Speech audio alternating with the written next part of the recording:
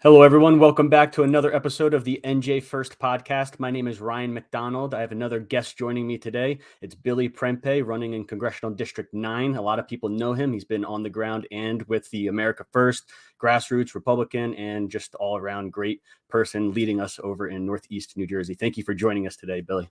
Thank you for having me, Ryan. It's a pleasure to be back on here. I think the last time we did a show was that 22? That was 2 years ago, I think. The last time I was on New Jersey First. I think you did come on once before. Yeah, we did have a little live stream even. Yeah, man. Well, good to be back. Thank you very much. And we're going to have a great discussion today, maybe a more intellectual discussion. I know Billy knows these topics a lot, and we can get on into it. But my first question for you, as I've always told people, my favorite congressman, but I would love to know if you were elected, who over these past 4 years, let's say, currently sitting, you look up to as a congressman in the House of Representatives. Who would you take, guidance from, and who are you excited that if you were elected to work with? I really wish that I could have gone into Congress when Ron Paul was in, because he's my favorite congressperson of all time, hands down. And I gauge people's level of love for this country by how much they actually like Ron Paul, which is a little bit, that's an inside thing for me. Mm-hmm. But since Ron Paul's left, I'm really, really, really big on Jim Jordan. I would love to work hand in hand with him and pick his mind and get some insight and guidance from him, because I like what he's doing. He stands for America. He's keeping America first. And he's holding a lot of the people that are trying to undermine their country accountable. And I really respect that about him. And a close second would be Byron Donalds. I really respect Byron a lot. I like how he's very hard hitting. He focuses on the facts that no one seems to be bringing up. And he loves our country. And I've met him quite a few times. So I think that we have a pretty good friendship inside of Congress as well. That's pretty cool. And that's great to hear that you off the top of your head know these names, because a lot of people are worried. What will we do after Trump? If Trump's gone, who's the guy? Matt Gaetz, Jordan, like you said, Mr. Jordan, or other Thomas Massey Jr. Yeah. A bunch of people, like even Ron DeSantis, right? People unsure whether or not the politics that they're playing in 2024 is going to help them in 2028. But the names that you just said, as well as the names I just said, these are names that are being rattled around. So those are great answers. Yeah, I think it's critical that we have Congress people that aren't rattled in their positions, that are firm, that are steadfast, where everyone kind of knows where they stand without question. We don't have a lot of politicians that are like that. Like you mentioned, Matt Gaetz is another one of those politicians. I initially thought that Marjorie Taylor was one of those candidates, but she's been a little bit flip-floppy. But for the most part, I like what she's doing. But I really like to align myself with politicians that are firm, even in the face of it not being a popular position. The fact that this is something you stand on, it's another one of the reasons why I respected Bernie Sanders. I don't like Bernie. I'll never in a million years vote for a guy, nor would I encourage anybody to vote for him. But I respect him greatly, because even though I didn't agree with his policies, that's a man that never changed. That's a man with conviction, and I think that's worthy of respect. Cool. Great answer. And for Jim Jordan, I agree. I like him a lot. For myself, I always try and poke holes in people. If there's less things I find out about you, you're probably a very upstanding individual. You're probably a very good person. And the only bad thing I could hear people say about Jim Jordan was that he accepted money from big tech. And that's okay, but he gave an explanation. That's always the key. People never give explanations. They never say anything. If congressional people are transparent, I'll listen to them. And it basically came off saying that if it's not a quid pro quo, if they're going to give me money, I'm not going to take it to get reelected. He hasn't voted in certain ways that, violate the Constitution, but that's the only thing I've ever come across with Jim Jordan. People don't like it because he took money from certain people. And the thing that's funny about that is, like, I've heard people say things like that, like, oh, this candidate took this money from this person, or they took it from that group. And yet, I'll be completely honest. Like, if, for example, in 2022, I don't even remember how many people it was that donated. I don't know where every single one of these people worked for, or what companies they live. Now, if it's coming from a specific organization, like, let's say Planned Parenthood is straight up giving you X amount of dollars, it's pretty clear where that person's going to end up voting. But then I still say that we should wait for the vote to actually come out and see how they actually operate. Are they voting in favor? Are they voting neutrally? Do they have a reason as to why they chose that position? Or are they on the take? If you see that there's a consistent pattern and they're throwing money and then you're voting in a certain way, then I think it's cause for concern.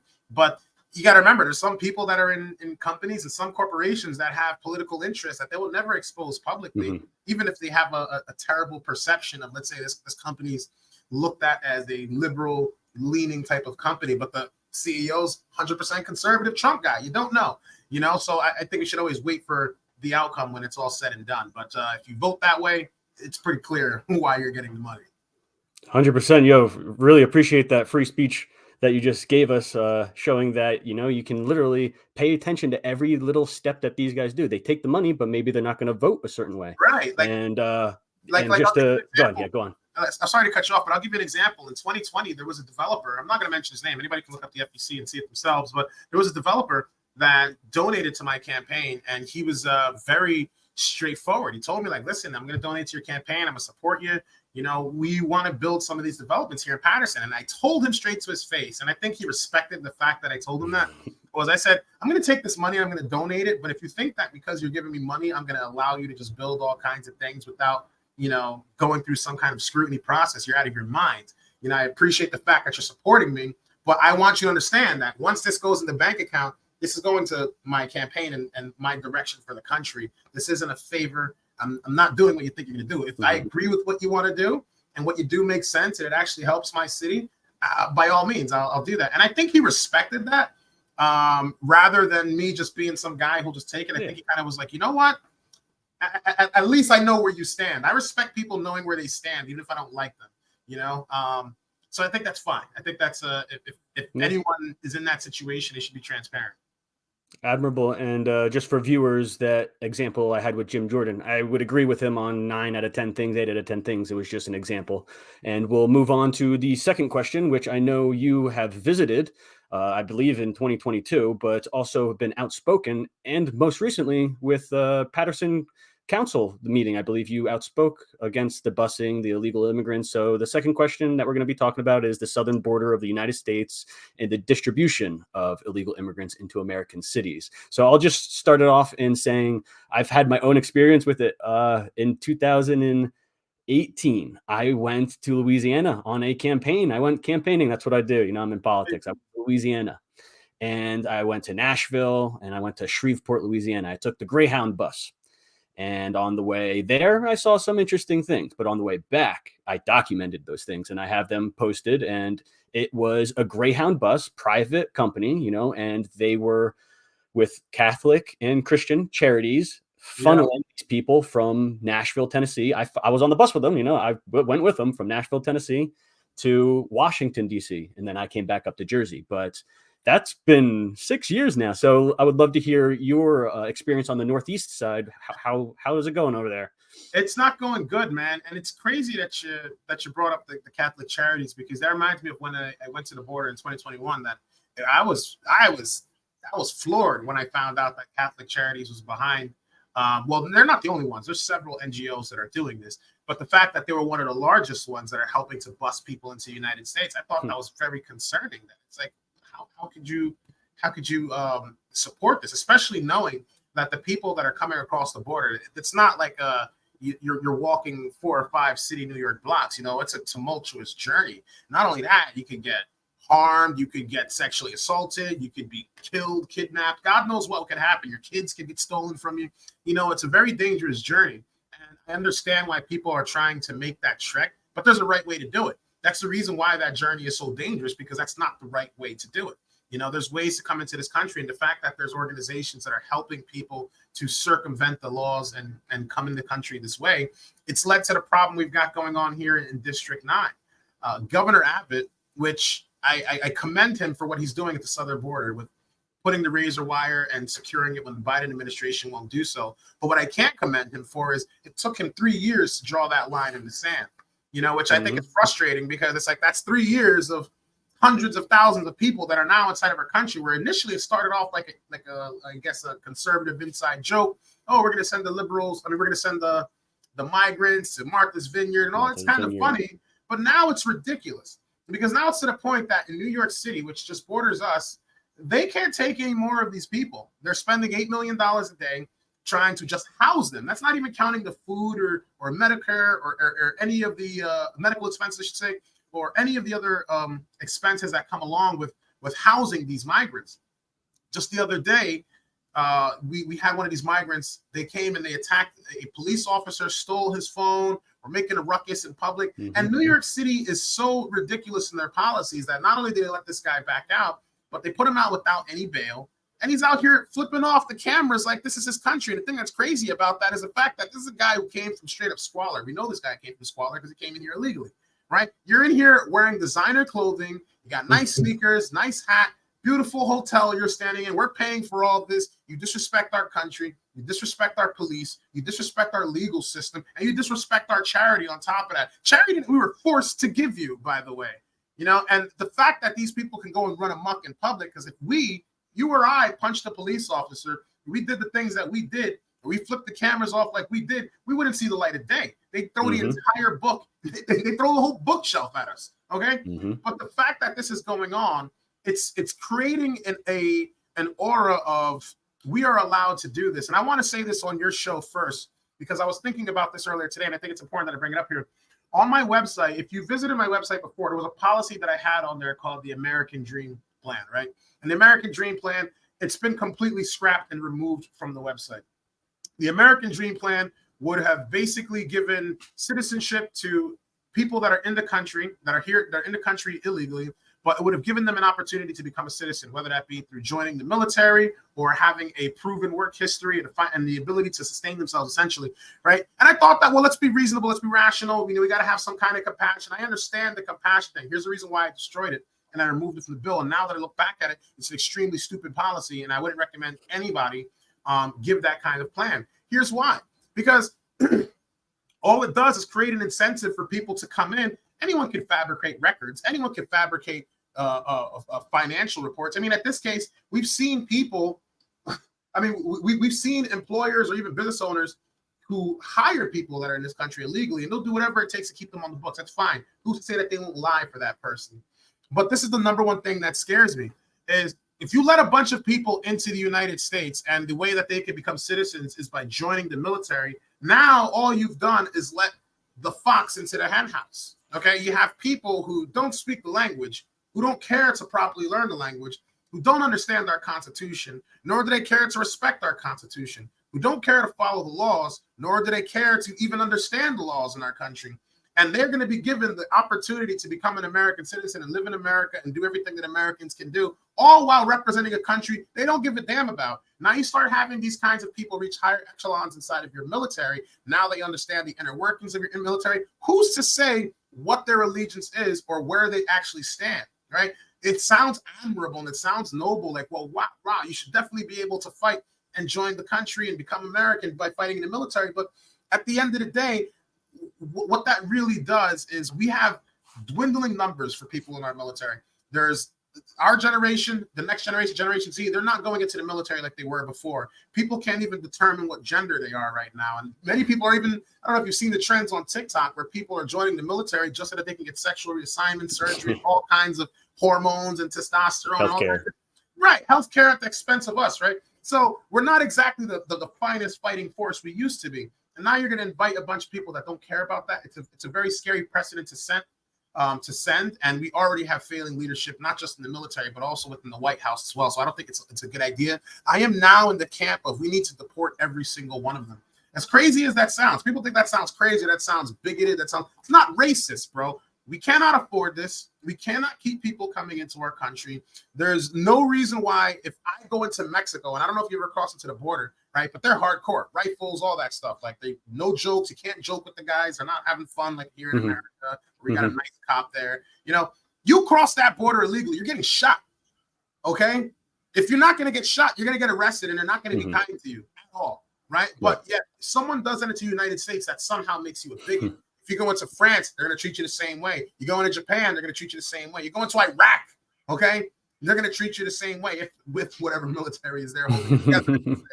But shout out to George Bush. You know? If we're going to get into that war part next, I agree with everything that you just said, and that's why I let you go on. I agree with every single thing you just said, and I myself have learned my lessons. You know, I used to have different opinions, and I changed them, and I saw you on your Revive America. If anybody doesn't know, Billy Prempeh, Revive USA America. You can follow them on Rumble. He has a live stream show. But I remember it was there where you announced, you said, you know what, this plan that I have, it was a good thought, but it's not going to fix the problem. It's not the No. solution. And I clipped that right there and I sent it to my buddies who before were curious why you had this plan of amnesty. Again, these are very complex issues. People who are listening may understand what I'm talking about, but they were confused. And I clipped that right away, sent it to them. They're like, yes, okay, he's learning, as in a sense, just like I learned and just like everyone else learns. But and there's things like immigration moratoriums. These are different tactics, ways to approach the border. But I agree with everything that you just said. Definitely. Any last words? Yeah. Last words to drop on this is and another thing is I was like you know, and maybe some of the other followers know, is like me and my little brother. I mean, me and my little sister and my older brother. We're the only ones that are born in America. Everyone else in my family that's here in the country came into the country legally, and had they come into this country illegally, they would have been on the chopping block. For example, I only recently found out, right, and I would have no problem with deporting my cousin. It's crazy. People may call me crazy, but like that's how hardcore I am in this stance. Okay, but one of my cousins, I recently found out. I found out with one of my cousins that he overstayed one of his visas, right? And he just got his green card recently. And I'm like, you've been in the country for 20 something years. He got married. He married an American citizen, so he's in the country legally. He was working and everything. He just never really updated his paperwork. And I just found this out because he was like, and I was like, bro, how do you know this? And he was like, would you deport me? I was like, hell yeah, I'd deport you, bro, because it's like, let's be honest here. I can't come out in public and say that this is something that I want to do, and then at the same time, you're doing something that I don't appreciate. Even more importantly, it pisses me off because my parents had to bust their face to make that money to even get you here to begin with. And if you're going to overstay that, you're not going to do what needs to be done. You're not going to do it the proper way, right? Even though everyone else who came before you came into the country under our parents the right way, and you didn't do it, you got to go. So thankfully, he got his paperwork the right way. But that goes for anybody. That goes for anybody. I think that we're at a point now where Americans are more preoccupied with the compassion and the virtue signaling and what sounds good and what sounds fluffy versus what's actually reasonable. And the truth is like this isn't a complicated problem as many make it seem. Like immigration is not that complicated. If I go into your house and your door's wide open and I get shot, that's my fault, not your fault, right? If you shoot me, you don't know who I am. You don't know what I'm about. I could be carrying poison. I could be holding a gun. You don't know what, right? If someone goes into your house without your permission, you have every right to either tell that person to leave or defend your home ground as much as you can. The same way they would do the exact same thing if we came into their country and it wasn't done the right way. Just because we have an American passport doesn't mean they're going to respect the American passport. Oh, you're an American. Oh, you've got the golden ticket. We're just going to let you in. Doesn't work that way, right? They have laws. We respect their laws. We have laws. They don't respect our laws. So it's not a complicated issue at this point. If you're going to disrespect our laws in any single infraction, I don't care if you have 15 children here and you're woe is me and you're crying, you got to go. And it's not malicious, like you were talking about your family member. I have my ancestor from Germany. I have ancestors that were back from American Revolution times. I have ancestors from Ukraine, from Italy, but from Germany. It was, I believe, during the 30s. I think he hopped off one of those ships. You know, he might have been a criminal, who knows? But he came in illegally. I don't agree with that at all. Yeah. Wait, so you think he should have been deported? You wouldn't have been born in America if you. Oh, you know, I agree with that. Just is what it is. You know, I don't agree with people breaking the law and, you know, changing a whole nation for, you know, it's just we have to stop, put a line in the sand. But I think that was a good talk. We can move on to the next question, which is about war and foreign entanglements. And again, I have to hand it to you, Billy, an NJGOP leader. I don't know if you want to be known as a Republican leader, a conservative leader, but you are. And in New Jersey, because America First leader, because you know, there's war hawks out there calling for world war. There's people calling for retribution, people calling to protect Israel against genocide, all this stuff. And you stay balanced just like you should, because we've learned throughout history that usually you make mistakes if you act too fast or if you think a certain way. And you came out early. Well, not even early. You waited a little bit and made a nice statement on the Israel and Hamas attacks going on. I know you've been against the Ukraine war. You haven't been supportive of any war. You yourself are a veteran, but I would love to hear your thoughts on the state of war as it is today in Foreign Entanglements. As you know, we are just now, I guess, going to strike back in Iraq and Syria, not in Iran, but against Iranian forces. World war's beating its drums, it sounds like. Yeah, you know, and here's the thing. So while you think the message that I wrote about the attacks that happened in Israel on October 7th was a kind message, you believe it or not, I got a tremendous, and my stance still remains the same, by the way, but I got a tremendous amount of hate mail, even racist things said to me from other Israelis. Yes, which is, and I don't like to go public with that kind of stuff because I'm not like I don't care about that kind of stuff. You're just angry, and that's why you're saying what you're saying. So I see it for what it is, right? But I've had countless people, you know, you're an ignorant N-word. You don't know what you're talking about with Israel. Those people over there are animals. They're this, they're that. But this is the answers and statements like that are exactly why I have the position that I do when it comes to war. So if I'm ignorant and I don't know anything, right? They'll even say things like Americans don't understand these people. They don't understand what's going on. They don't understand. Okay, right? If we don't understand, if I'm ignorant, if I'm stupid, right? Because at the end of the day, all I want is peace. I don't want war. I don't want bloodshed. Anyone who's actually dealt with war or had some kind of connection with military to some degree understands that war is not beautiful. It's not Call of Duty. It's not a video game. It's not nice. People literally lose their lives. People's lives get upended. They get destroyed. Economies fail. There's famines. There's all kinds of terrible, terrible things that no one ever wants to see, right? But it's always these chicken hawks and these war hawks that are very gung-ho on spilling blood like they're tough people. We have to go and treat those.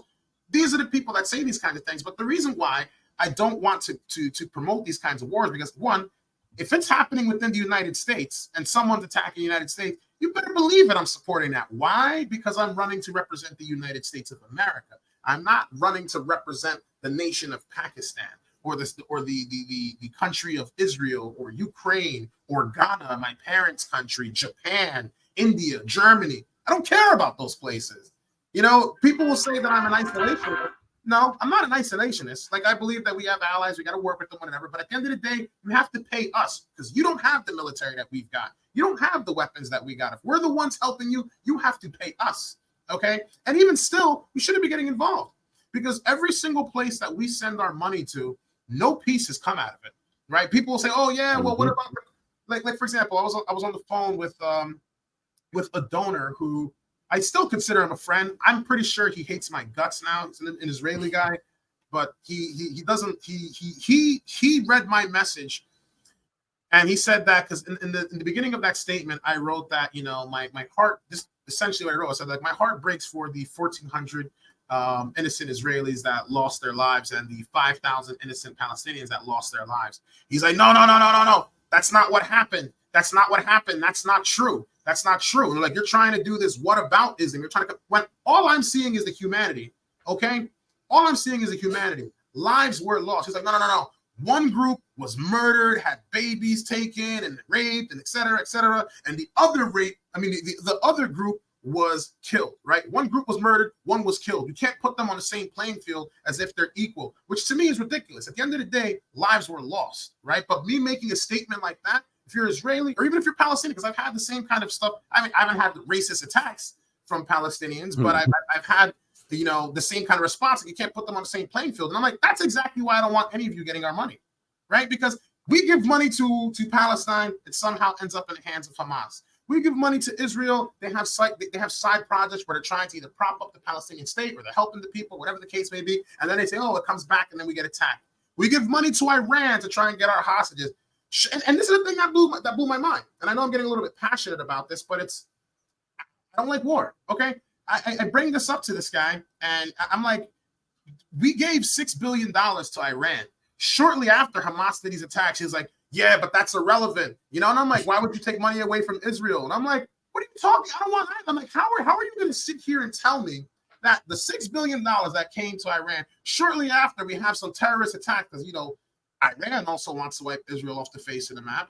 Palestine wants to wipe you off the face of the map. You give money to these people, and those attacks somehow happen to you. And I don't even want to give them money, nor do I want to give Israel money. And you tell me that that's irrelevant, that is nothing. That is a fact, right? And this is the truth that many people refuse to acknowledge, and they refuse to hear, right? We tried to prop up the Taliban against the Russians in the 1980s, and look how that turned out. They turned around. Now we have this 20-year war in Afghanistan, Iraq. The towers go down. Millions of Afghans. Millions of Middle Eastern people killed, hundreds of thousands of troops lost their lives, over 3,000 people killed inside of the train tower, murdered, I should say, because some people will get very offended and picked up on the words, although murdered or killed.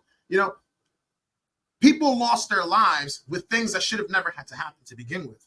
Everywhere the United States sends their money, bloodshed will follow. This is a fact. This is a historical fact. Whether you take it as far back as the Korean War, well, granted, we got South Korea safe. Still, millions of people died in the northern part. It's still communist. So was it really a win? The war is still ongoing to this day. They're just at a standstill. And North Korea is still throwing their missiles and shooting all over the place. So was it really a win? You can go to the Vietnam thing. We go through this entire war in Vietnam. Still, most of the country becomes communist to begin with. Was it really a win? We go to Afghanistan. We go through all this. You drop all these bombs, kill all these people. Girls can go to school. Everything's great. We pull out. As soon as we pull out, terrorists take over the area, take over the base, take over our arms, take over our missions. Was it really a win? No, it wasn't. None of the things that none of these problems that are happening outside of the United States will get resolved with legislation and money. We can't legislate ourselves out of that problem. So I got a question for you, and this is in the America First perspective for Foreign Entanglements. There's two perspectives that I've come across, and I agree with you, and it'll be easy for you to answer, I'm assuming. But there's a lot of people who call themselves America First, the Mike Pompeo types, the Warhawk types, that they're rationalizing, in their head. We have this business over in the Middle East, and it's for oil, right? We have our oil tankers, and they're getting shot by these Houthi rebels, and our people are dying. We're just going to keep letting them get shot and shot and shot. Well, maybe you can pivot, go somewhere else. That's what they literally had to do. They had to do a different route to get around, but that's going to cost money.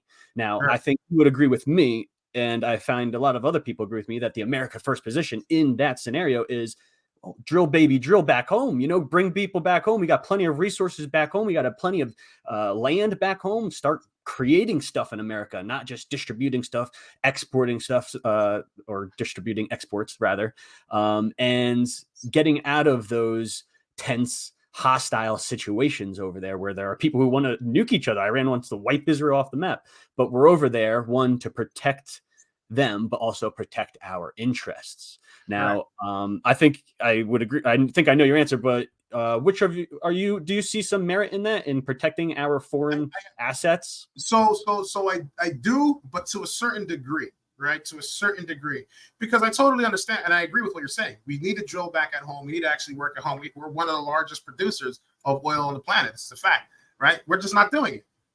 Now, granted, these are Americans that are being harmed overseas, right? This is an American ships that are out there. They're getting attacked. We're losing service members in these attacks.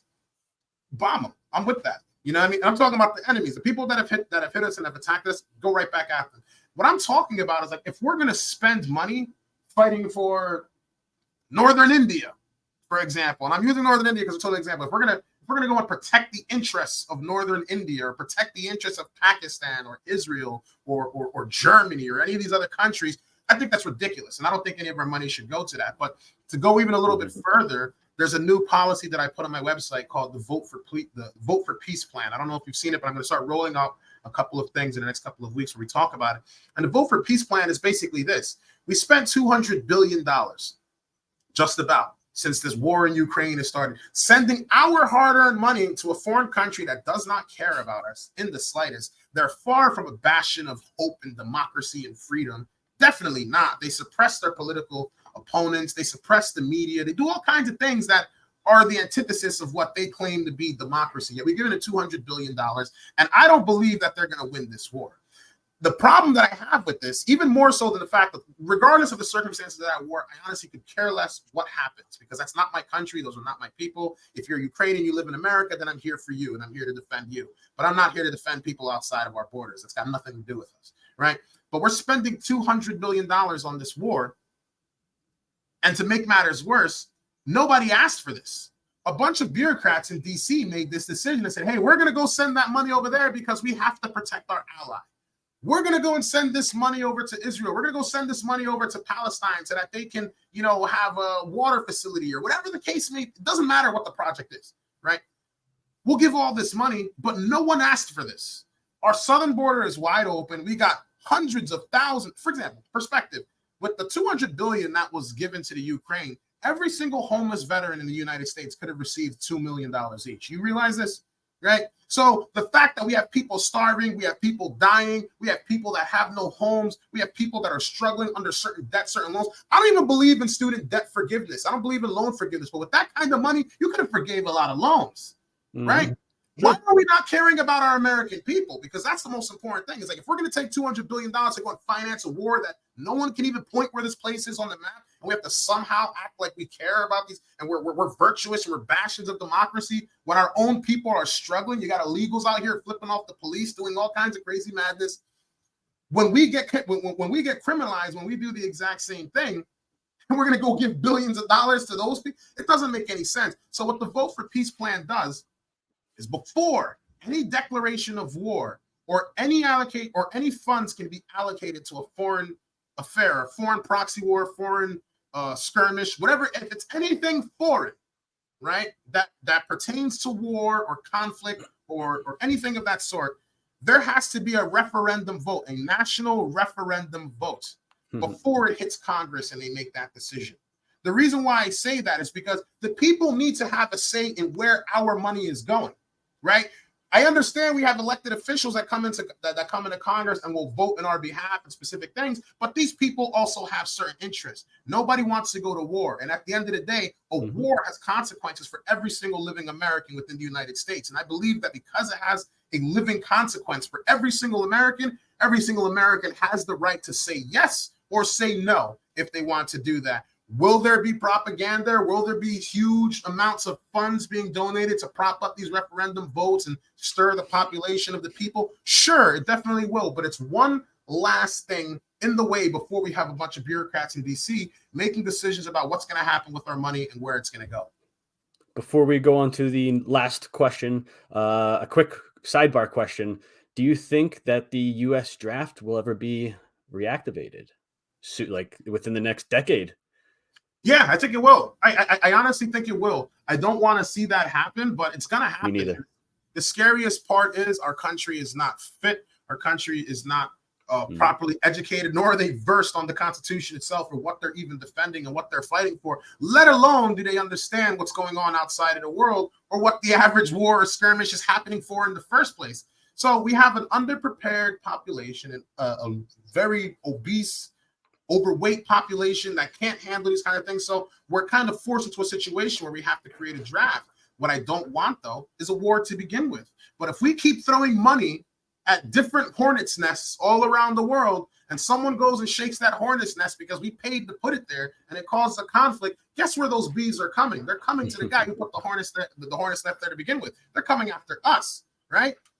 People say, like I was watching a video in Washington, D.C. when the pro or the ceasefire protesters were in front of Joe Biden's White House, and they're shaking the fence and they're trying to break in because, like, you got to stop this, you got to stop this. But none of that would have been going on to begin with if we just stayed out of it, right? There's people that are pissed off with the United States because we're giving money to them, we're giving money to other allies, we're giving money to Iran, we're giving money. So at some point, if people are going to have the logic and say that we can't focus on that and we need to ignore that, or that's irrelevant, the fact is this place got attacked, we have to give them, that is asinine. And that is why we have these wars to begin with. That's why you have people at the White House losing their minds, pulling the fence, because whether you like it or not, our money found its way into the hands of terrorists. This is a fact. Okay? Terrorists now have our money. Terrorists also have weapons that we left behind in Afghanistan. They have MRAPs, Humvees, all kinds of things, right? These are the facts, and this is the reality that every American needs to face. If they have these kinds of things and we're just throwing money at these problems, we're going to continue to see these problems until we actually fix the problem, which is turn off the faucet and stop sending money. and focus on what's going on here. Fortify our country, secure our nation, empower our people, invest in our infrastructure, invest in our education, and send our country to the next level so that people come here for a reason. We need to be, America needs to hold itself to a standard where if it sucks here, I want to go there. I need to go there, and I have to do everything it takes to go there. Nobody gets let into the club just because, oh, well, I'm just the guy, right? Even if you, like, for example, let's use a nightclub thing. I know we're young guys. Young people understand this analogy, right? You go to a nightclub and you're just there as a guy, just some regular guy, no value, right? He's got a nice suit, but whatever. Are they going to let you in? Probably not, right? You come to the club, you probably come with, a couple bucks. You come with a couple of ladies, maybe a few drinks and stuff like, okay, this guy offers some kind of value. You know what?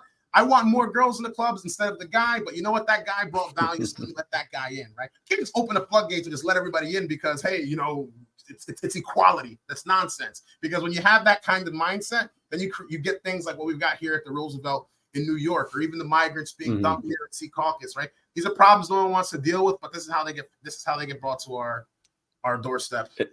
And we'll finish it right there. But yeah, the war and immigration is tied. You're 100% correct. I think Syria probably topped now is the largest diaspora of immigrants because of that war. And just a fun fact I found out because of Afghanistan now going back to the Taliban, it's kind of considered not a hotbed anymore. America and Taliban aren't really fighting.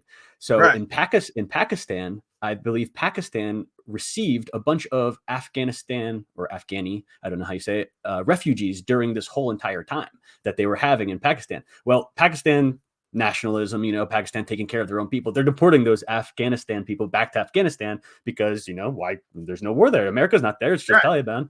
It's very interesting. I don't know if any of those Afghanistan people want to go back, but it's just to say that other countries are doing this stuff. We can do it too. Exactly. It doesn't make you bigoted or racist. It's just this is the reality of the world, man. Yeah, they're like cousins. They're still doing it. But like your example. But let's finish up this video recording, this free speech platform on the NJ1ST podcast. We're going to talk about New Jersey politics in the U.S. Senate race, and we can start with the Democrats.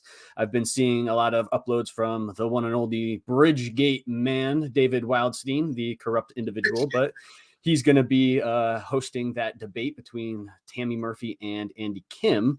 And I did see polls coming out saying that Andy Kim is so much more up above Tammy Murphy, but it's expected that Tammy Murphy is going to get these lines, get all the endorsements. Before we talk about Republicans, you want to say anything about Andy Kim or Tammy Murphy? I don't like either of them. I mean, I think that's what I'm going to say. But I don't find it unrealistic that Andy Kim is polling better than Tammy Murphy, because I just kind of look at Tammy Murphy being in the race as, hey, I'm the wife of the governor who destroyed the state, So and they're going to give her the line because she's the establishment person. But the average New Jersey person's like, yeah, you're only there because you're his wife. People would actually like Andy Kim. Even if we don't agree with him, people would actually like Andy Kim because he actually was elected. He actually has been doing this for about 8 years or so. They're going to lean more with him than they would with her. Honestly, my biggest concern, I'm not even paying attention to that Senate race, but I'm really focused on the primaries, the Republican primaries for Senate, because we're going to need a strong candidate to actually win that race. We're going to need a strong candidate to win that race. And right now, I don't believe the GOP or even the Republican Party is doing enough to get behind a candidate and push a candidate or even groom or select a candidate. It's kind of like a free-for-all where everyone's kind of like, oh, I'm going to run, and then we don't know where the organization is or what's going on or what's happening. And what the Republicans need to understand is this guy, Bob Menendez, is a pedophile. He's a criminal. He's a crook, right? It's an established, undisputed fact. This man is very easy to beat. And if we're going to take a lukewarm approach, then we expect to lose, then expect to have Tammy Murphy or Andy Kim or any of these very beatable, because all three of them, honestly, are beatable. Outside of the fact that they've got a bunch of money, they're all beatable. Andy Kim, beatable. Tammy Murphy, very beatable, right? Menendez, how do you not beat him? But if you don't have a candidate that you're going to get strong and get behind or actually build a solid game plan, right? Because and this is what I always seem to see in New Jersey, especially with the Senate race, right? It's like somebody will throw their hat in the race, They'll run just enough. They'll not do the things that are necessary. This is not a congressional race, right? This is like running for governor. You got to be all across the state. You got to run hard. You got to raise a lot of money. You got to do a lot. It's a lot of work, right? It's not like a throw your hat in kind of thing. So if we don't fill that void, I'm scared that we're going to have a scenario where we're going to have like another Booker 2.0. And I believe Andy Kim is going to be like a Cory Booker 2.0. So we can't have two of those guys. Menendez, at the very least, only worried about himself. Didn't really mess too many things up, but he's still a crook. Crook is a crook. Crook's got to go. So that's my concern. We don't need another hyper progressive, let's push this all the way to the mountain kind of person in there. So Republicans really got to get it in gear. I hope we choose a strong candidate.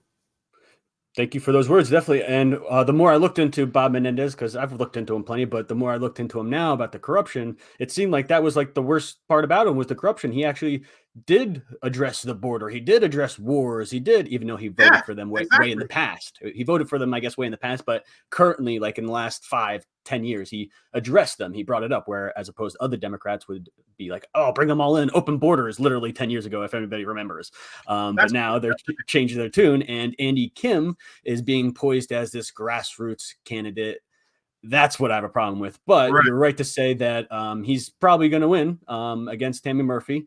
And NJGOP has to have somebody who is going to be able to, I guess, amount a movement to take him on, because that's what it really is. And the primary for New Jersey is June 4th, 2024. Now, what happens after the primary, after somebody wins, is just like how Billy said, they kind of take a back seat. You know, they don't really push through. They say, okay, I won, and let's see how I can maneuver this all the way till election week, and maybe I can pull it out, sort of thing. Right. That's at least my take on it from 2018, Bob Hugin, 2020, Rick Mehta.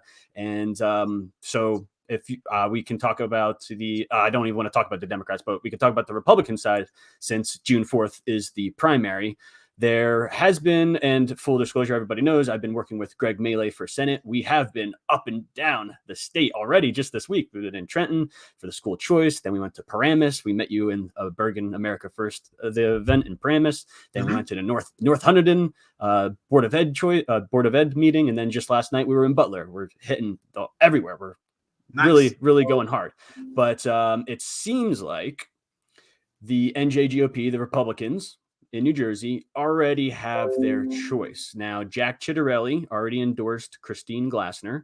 Tom Kean Jr. already endorsed Christine Glassner. Bob Hugin, Jose Arango, the political bosses. I did see that down South Jersey, Curtis Bashaw is entering. He's going to be run by Mike Testa. So it's very weird that it's just the insider politics. It's the party insiders.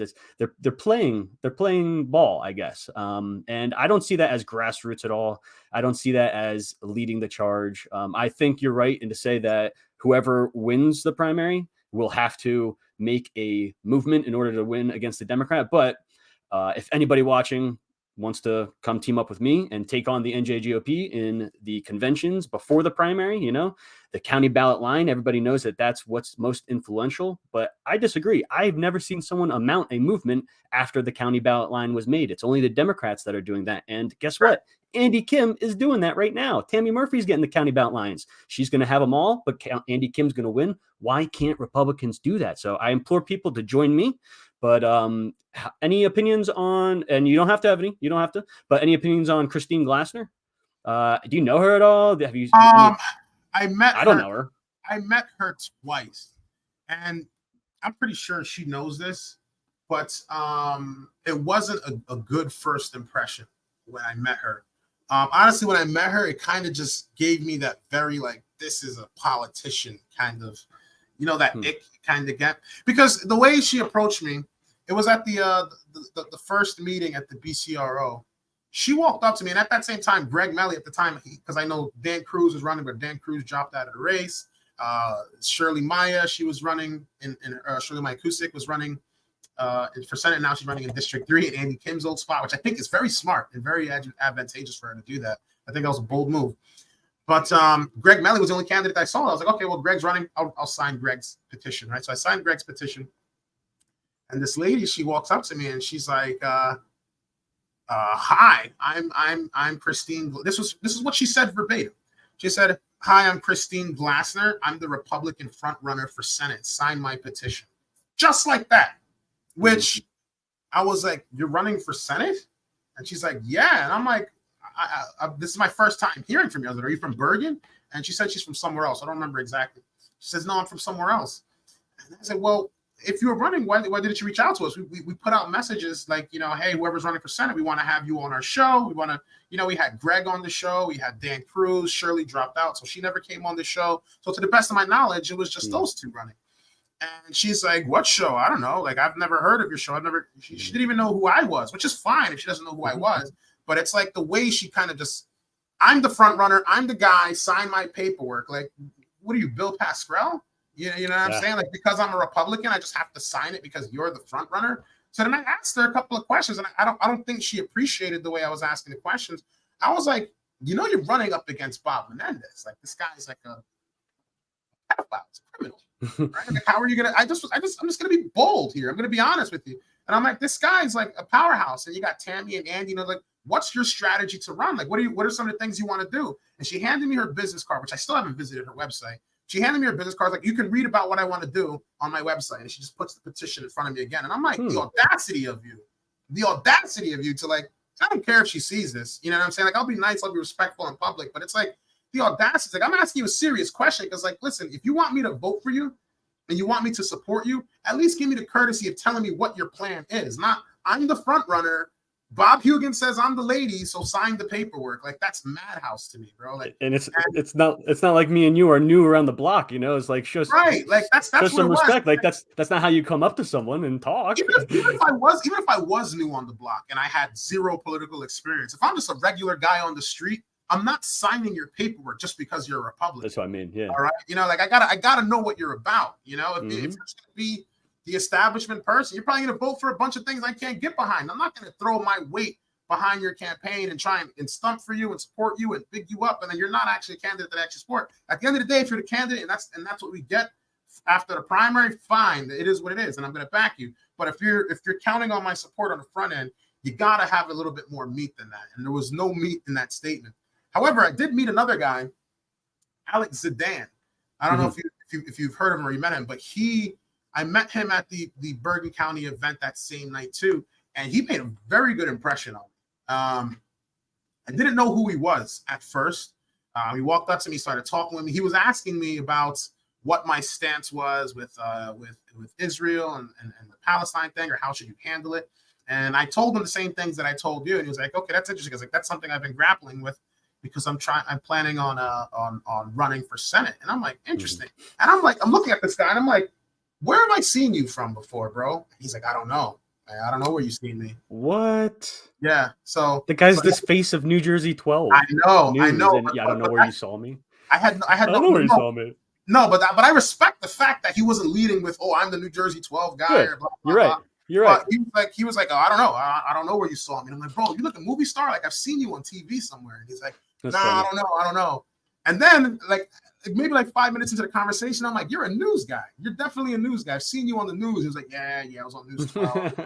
Like, almost just like that. But I appreciated that because it's like, you're not getting me to just sign on because you're just this guy. Right? True. They would be like, if I walk into the room and I'm like, "Oh, I'm Billy Prempeh. I took a picture with Trump. Sign my..." No, get out of my face. Yeah, like, right. And I actually had a conversation with him and heard about what he was going to do before I even found out his credentials, which made me like him even more because it showed me, like, you actually got a plan. You have a plan here. So I'm like, all right, well, listen, Greg's in the room. He's running as well too. That lady over there is running. He said, "I still haven't made up my mind. I'm still kind of like fielding the area and stuff like that. I'll send him my letter of intent shortly, but I'm still kind of paying it out." And I was like, wow, very interesting. And I told him, I was like, "Bro, like, if you're gonna run it, wish you the best of luck. I already signed Greg's petition." He's like, "That's fine. I haven't even gotten my petition yet." And I was like, "But yo, best of luck, bro. But I really like the way that you approach this, and I like your ideas and the direction you're going in. But this is gonna be an uphill battle. You got a lot of people to deal with here in this race." So. Yeah, it hasn't even really gotten that ugly yet or at all. No. I think viewers. Oh, go ahead, finish. No, I was gonna say. So I hope Christine isn't, and if she sees this, I hope that she isn't going to continue with that that strategy. You know what I mean? People really want to know how, because like in 2018, like, and I even told Bob Hugin this, but Bob Hugin doesn't seem to care to hear from the people, it seems like. I told Bob Hugin, I said, Bob Hugin, you're one of the reasons why I'm a Republican. Believe it or not, a lot of people don't know this, but Bob Hugin was the first Republican I ever voted for. In 2018, he was running for state. He had his signs all over the place. Like, I just kept hearing about this guy. This is when I just came out of the military. Right. And, you know, I'm starting to really dive into the conservative things. And, you know, I'm voting for the first Republican I see. It's Bob Hugin. And he's running against Menendez. And all I knew about Menendez, and this is the reason why I voted for Bob Hugin even more than the fact that he was marketing, was there's a lot of Dominicans in Patterson, right? So Dominicans hated Bob Menendez, bro. Like, oh, he's a pedophile. He went to DR and he did all these things with kids and we got to destroy him, blah, blah, blah, blah. And I said, who do we vote for? And like, there's a Republican guy, Hugin is what they call him. Hugin, we vote for Hugin, right? Yeah. So we got to vote for Hugin. And I'm like, okay, I'll vote. And I thought his name was Hugin. That was the first one. So, okay, we'll vote for Hugin, right?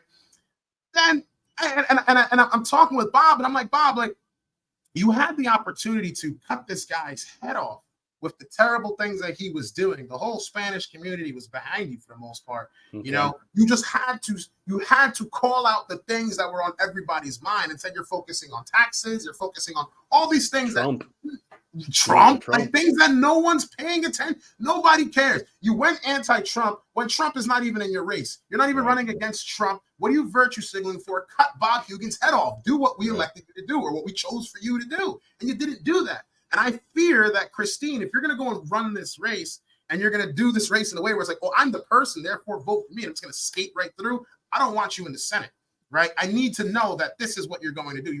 You're going in there with a mission, right? It was very attractive to me that Bob Hugin was a Marine. It was like, we got to send a Marine to the Senate. We got to send a Marine to DC, right? But you came in there and you didn't execute the plan. You know what I mean? You have to execute. I'm going on a rant here. I'm sorry, a little, but it's something that just really bothers me. So Christine, I hope she has a strong strategy, and I hope that she's probably just maybe, you know, still trying to navigate. Maybe she hasn't figured out the direction she's going to go in. You know, Greg, on the other hand, Greg's been running for quite some time. Greg's been shaking hands, meeting with the people, going to the events, doing what needs to be done, which is great, and that's respectable. And I hope that he continues to do that. So we're going to need someone strong. That's my biggest fear for 2022. I mean, for 2024. My race, I'm pretty confident in my race, but I also need someone strong in Senate to get us over the edge. Right. And let's finish up right there with your race. And Bill Pascrell, where can people find you? Thank you so much for joining me. Where can they find your campaign? Where can they donate to your campaign? If anyone wants to have you on their podcast, where can they reach you? Sure. So you can reach me on my website. It's www.billyprempeh.com, like the way it's spelled on my shirt, billyprempeh.com. You can donate, billyprempeh.com/donate. You can volunteer at billyprempeh.com/volunteer. And if you want to contact me, billyprempeh.com/contact. All my contact details are there. I also have my cell phone number. The number that says office, that's actually my cell phone number. If you call that, I answer to everybody. If you have any questions, I'm not a hard person to find. Thank you very much. And one last thing about the Bill Pascrell. Let's just for viewers, what differentiates you, a born and raised Patterson man, I believe, and Bill Pascrell, a born and raised Patterson man, right? What differentiates you two? Just by personality, yeah. What differentiates us is I live in the, and I don't want to talk negatively about my community, but I live in one of the hardest parts of our city. Right, I've grown up in this city. I've grown up in some of the harsh environments. Pascrell got into politics when he was about 50 years old. Okay, and this was in 1983, if I'm not mistaken. I just made a post about it the other day.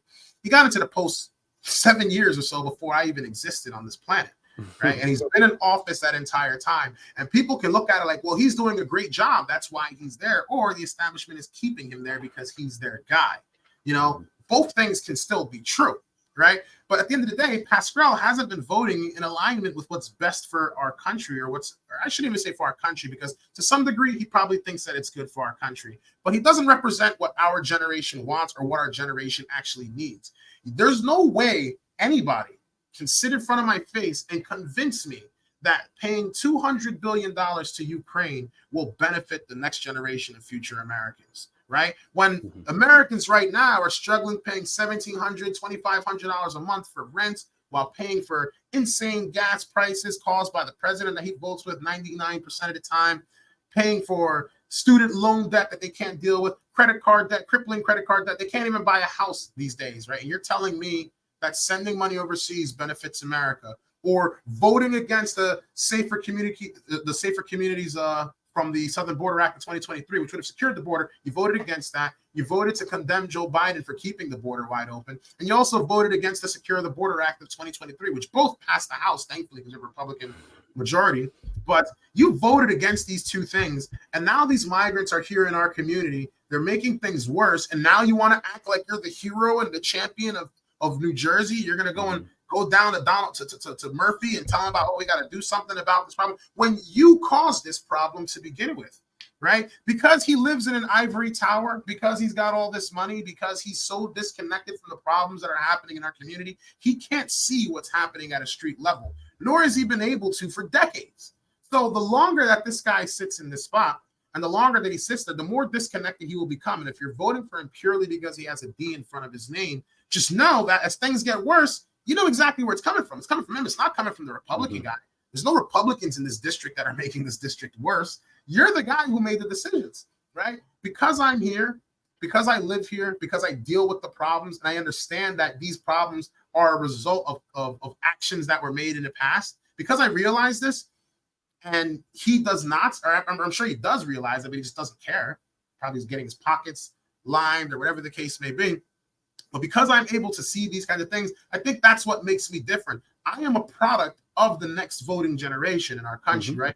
Pascrell, and I wish him 100 more years of life. I don't want this guy to die, but the guy's 87 years old. He's on his second heart surgery. If he beats me in 2024, he will be the longest standing congressperson in D.C., okay? That's how old this man is. Like, we're running against the oldest guy in Congress. Well, the longest tenure, I can say, in Congress. So if anybody from Patterson is listening, or if anybody who is listening who knows anybody from Patterson, it doesn't have to be a friend. It could be just somebody from Patterson. Even in the message them and tell them how bad this person, Bill Pascrell, is screwing them, and how much Billy has been trying to fight for them for the last 4 years. Just message them, be like, do you know Billy? You're in Patterson. Do you know what Billy's been doing? Like, and maybe it will help. So I would really like you to come back on and have another discussion with me. I thank you so much for joining me on the NJ1ST podcast, the free speech platform. I think people can watch this again, maybe put it on ×2 speed, because you'll get a lot of information from what Billy said. And he's a very intellectual man. And thanks for joining me. God bless you, brother. Thank you so much for having me on.